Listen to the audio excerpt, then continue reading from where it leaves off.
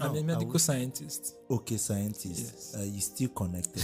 I think I have the opportunity to now ask you this question. Do you think depression is more spiritual than medical? Do you understand the question, or is it a more medical case than a spiritual case? I've had an experience where someone very close to me had this depressing experience. Back then, he complained of hearing voices. He said he was hearing voices telling him to kill himself. He wasn't seeing anything good. When he made that complaint, we had to engage God in the place of prayer. We started praying about it, and at some point, something pushed me to go and make a research. I started researching, and I found out there is something called schizophrenia.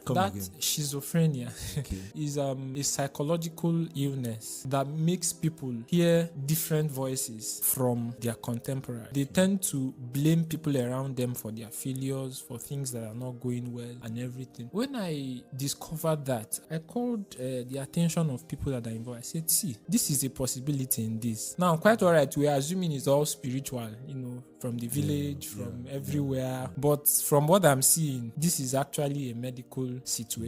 Meanwhile, we have prayed for months. When I mean months, both day and night, we have prayed and prayed prayers. With time, we had to engage medical personnel, got to the hospital. When we talk about psychiatric, it sounds like it's just for mad people. No. When you get to the psychiatric ward, you see them, and even to people that are depressed, having this, manner of illness, they are experienced in these things. So when we told the young man about going to hospital, he resisted. He said he's not having any health challenge. To him, he's okay. Nobody's trying to convince him otherwise. We had to convince him to, let's get to the hospital. And when we get to the hospital, they started giving him attention, medical attention. That is with a combination of love. He needs all the attention he could get. This thing is more like the human brain is very complex. We have the gray matter, we have the white matter. Chemicals are being released in the human brain. If they are released above or below proportion, it causes all manner of illness, or maybe the absence of one or the other causes one thing or the other. So I've had this question before, but we try to bring